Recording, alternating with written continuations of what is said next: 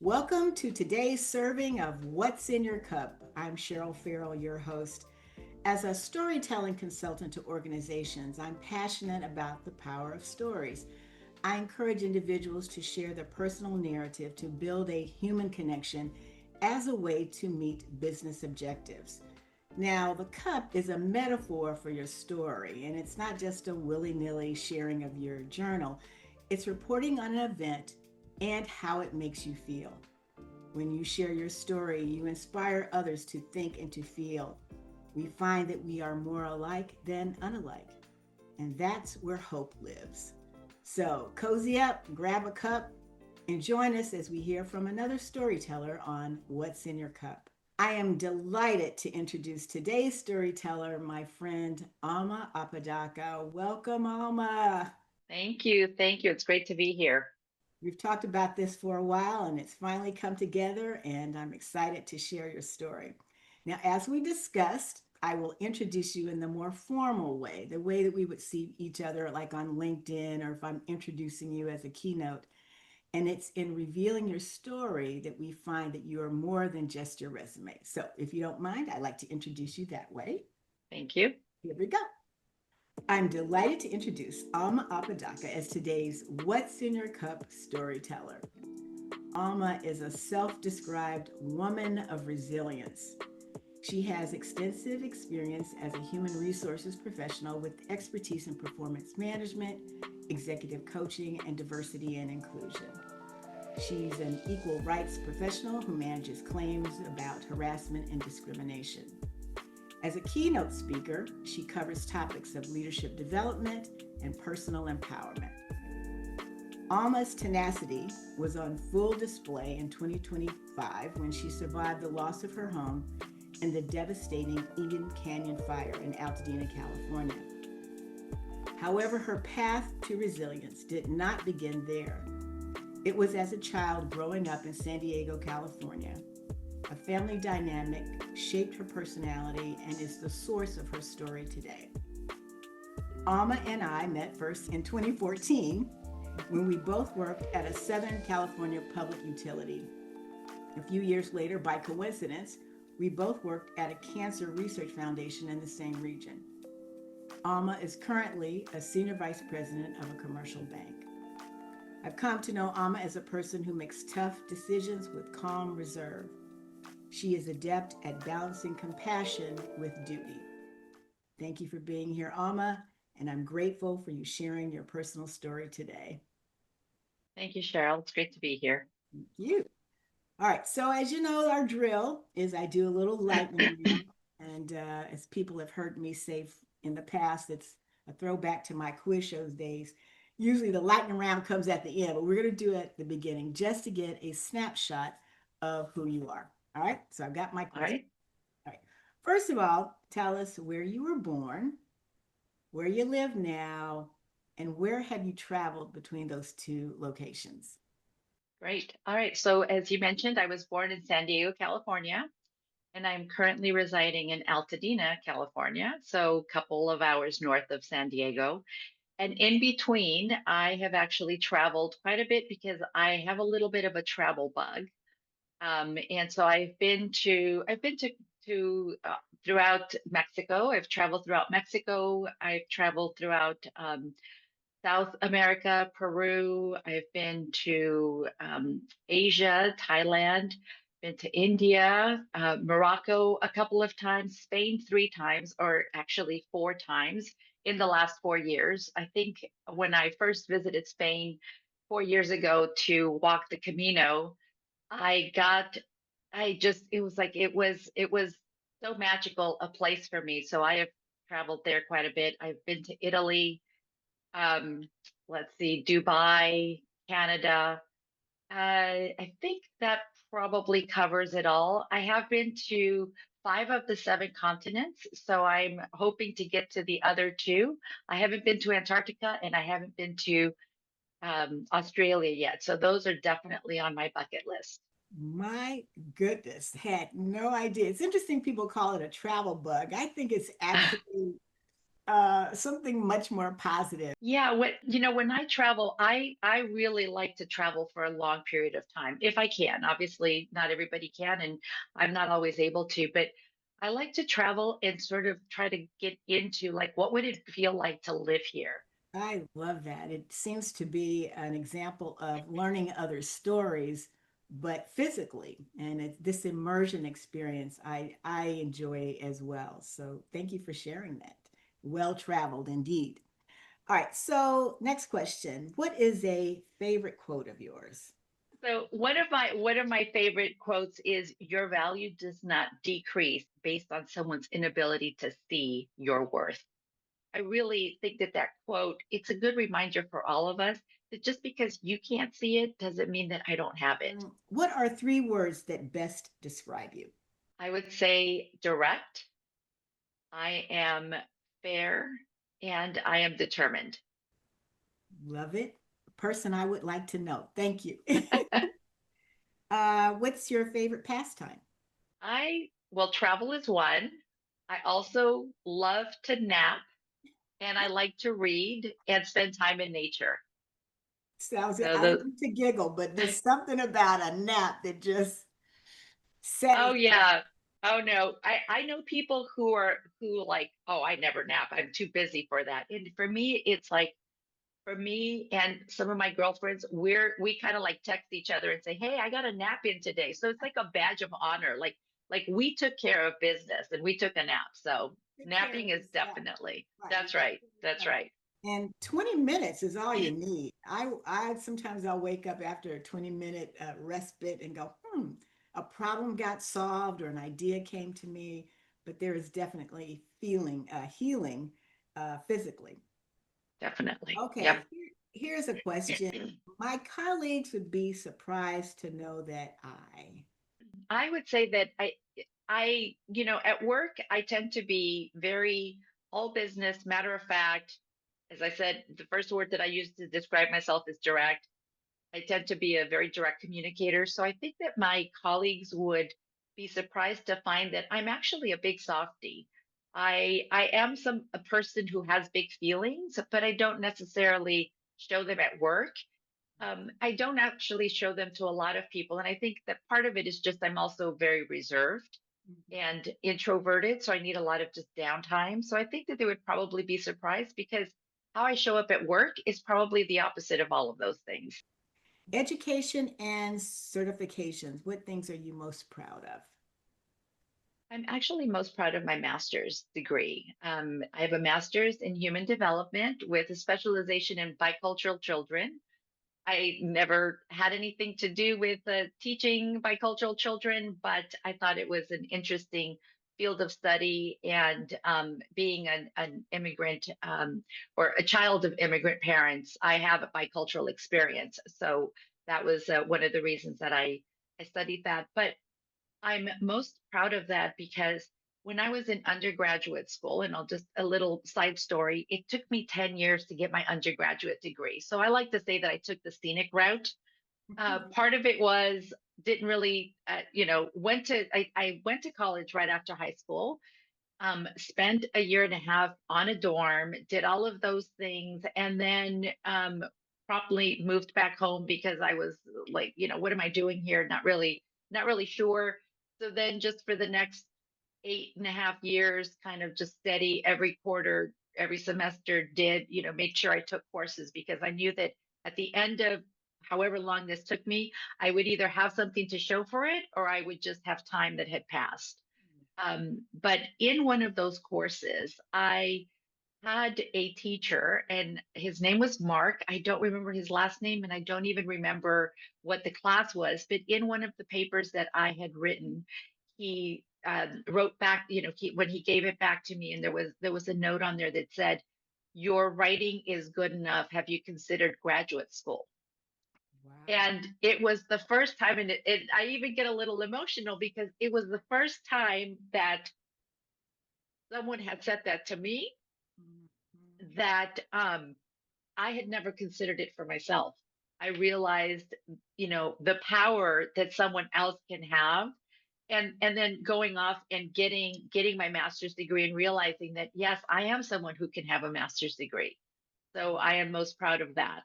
That is amazing. What's a book, movie, or song that you would recommend to younger women? So a couple of books, actually, that I read in my graduate program. One of them was Women's Ways of Knowing, and it's really about it covers sort of the decades women go through, and sort of the development that happens during those decades, and also an appreciation for what we bring in each decade of our life, really, to the experience, not only to our own experience, but to other people. Coaching is really helping people understand that their voices are so important and they need to be heard, which is why I love, what you do is like the storytelling, because it's like people really resonate with storytelling. They really resonate with, they can hear somebody's story, and while it may not be their own story, they can see pieces of themselves in those stories. And it's so important. All right, so last thing, what is in your cup? I've got a little tea going on here. What's in yours? Oh, we I've got got tea similar in my cups. cup as well. Yes, it's too early for my favorite libation, which would be red wine, but today it's tea. Wonderful. Well, thank you for sharing the literal and the figurative cup contents. All right, so this is the part where we all have been waiting for to share your personal story. And I'll do as a bit of a setup here um, that your resilience has been tested throughout your life. And this is something you shared with me earlier. And a recent example was this devastating fire that destroyed your home in early 2025. Mhm. And I recall your heartfelt LinkedIn posts giving thanks to people that were supporting you. And there was also an image that you posted. I believe it was a Buddhist statue. And you talked about how it gave you hope. So, first question before you share your story, how are you doing now? And how did you meet this most difficult ordeal based on those earlier tests of resilience? Thank you.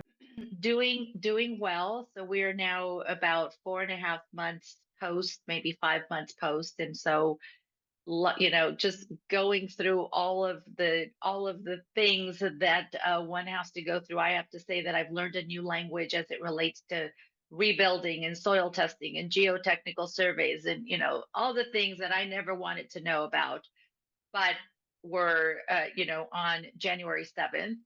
Actually, I think our house burned probably around 2 a.m. on January 8th. And since then, just all of the things that we've had to do. What I would say about that morning was that what I've learned about resilience, and it's interesting because when I look back now and think about, like, how was I able to maybe respond the way that I responded, where I'm seeing other people having really difficult time, um, really, like, trying to make sense of all of this. And not that I didn't try to make sense of it, but I think that, to your point earlier on, just having been tested, in smaller ways for sure. I mean, I grew up in a very controlling household where my father, as the patriarch, was always, children are meant to be seen, not heard, that sort of mentality. Looking back now, I realized that was, he came from a very difficult childhood. And while I'm not excusing the behavior, I understand it now. But when I was in my teens and had opinions and wanted to share and, say things, and being told that, until I was 18, I didn't have an opinion in the household, and then turning 18 and then being told, as long as you live in my house, so the all of the messaging. But the resilience really came in from just understanding that, not taking those messages and making them my own, not like I didn't believe that that was true. I didn't believe that my opinion didn't matter. I really believed that I wanted to share something. And so that was just, so figuring out a way to be able to express what I needed to express without, I mean, it's like I still lived in his roof, but I still figured out ways, right? I mean, it's like I didn't go mute for, 4 years or whatever till I turned 18. Yes. But finding that, having that experience, and then in middle school being bullied for those things that I mentioned earlier about, being introverted, needing space, was always misinterpreted as she thinks she's better than us, or why isn't she talking to us? And so figuring out ways to kind of get through middle school and high school, and then, in high school, I remember standing up for a friend of mine who was being the football jock was picking on her, and I said something. I said, because as you said, I'm a uh, equal rights professional. I mean, this like that's who I am. It's like, I don't like people who bully. I don't like people who try to sort of dominate others. And so I stood up to him and I said something, like leave her alone. Or I mean, it wasn't anything, I didn't get all in his face, but obviously he thought I did. So the next day when I came into school, someone, and I suspect it was him, had written in the high school walls, Alma is a clown. And I knew that that was meant to try to silence me, but it didn't. And, it was like, I just every day just figuring out how do you move, you know, Yes. move from this. And for me, just I think it's always been just knowing that I have to be my own self advocate. Yes.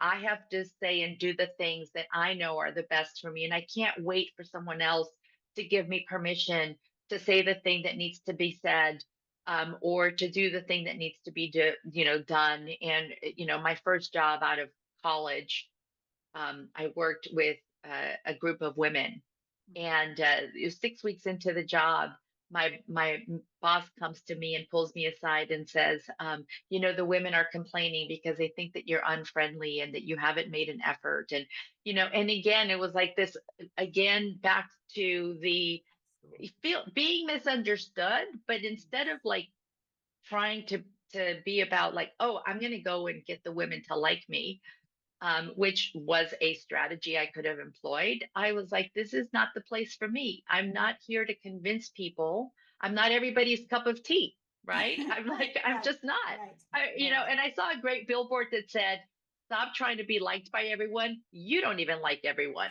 So it was like, I'm not here to convince. But Right.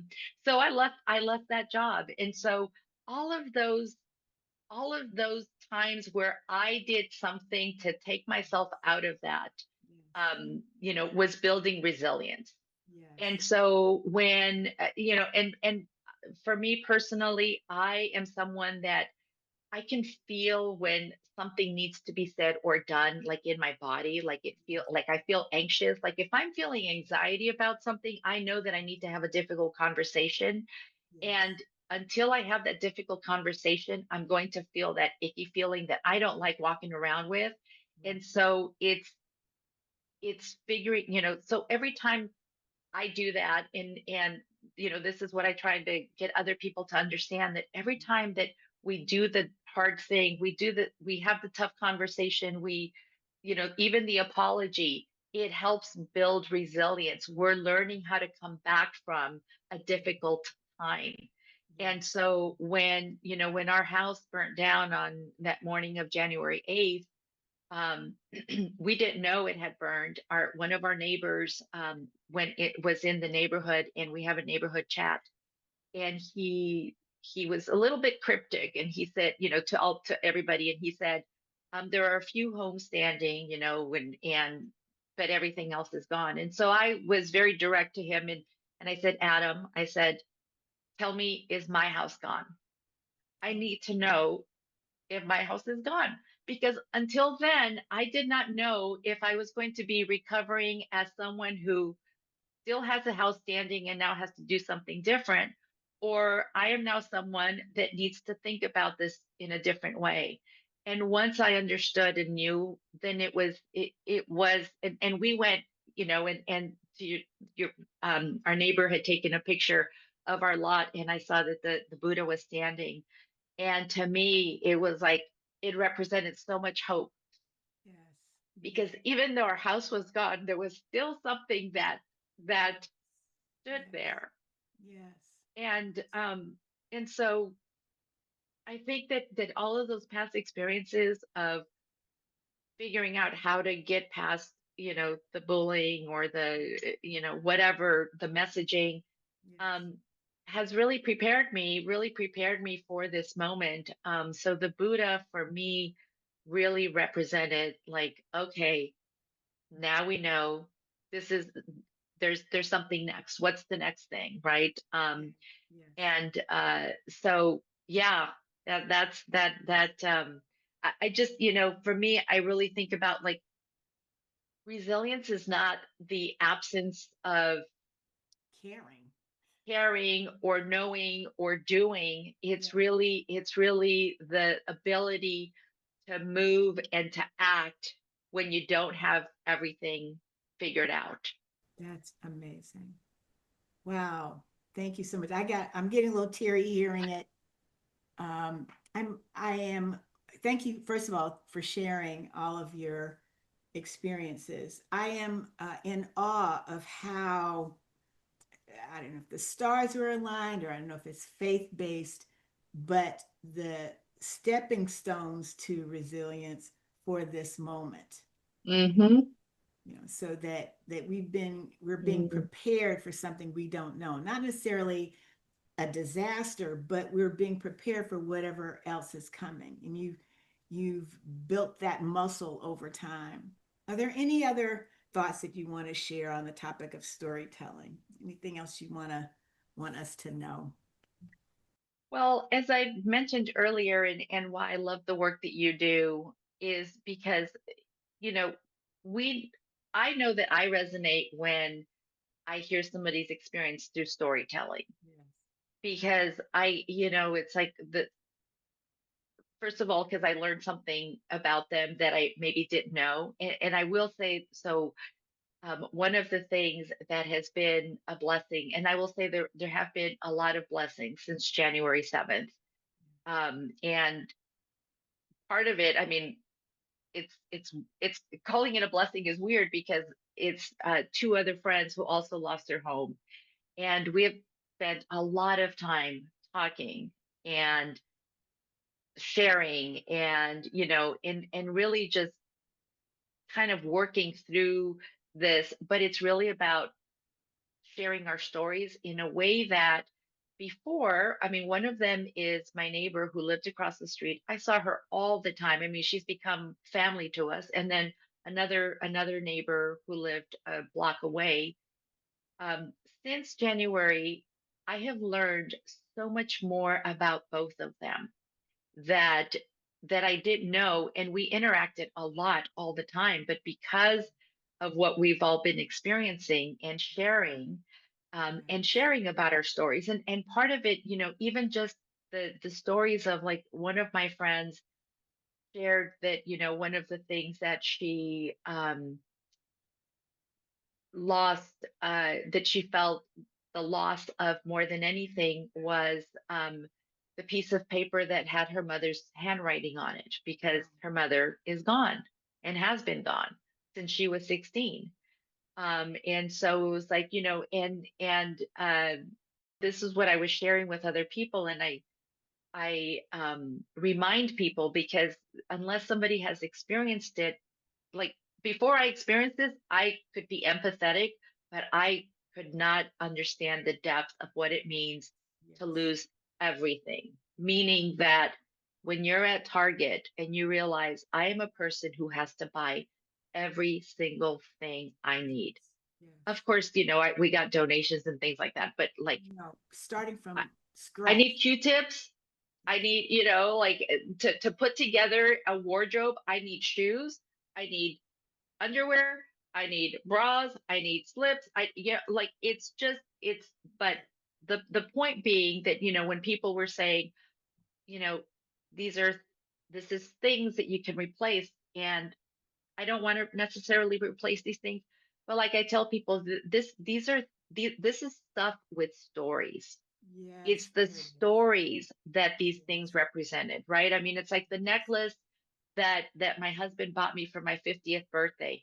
I could replace that, but it's not the necklace. It's the right. fact that he bought it for me, Yes, and for a significant birthday. So it's in sharing all of those stories that I have gotten to know these two women so much more deeply. And really now, where before I considered them very close friends, I now consider them sisters. yes, And yes, yes.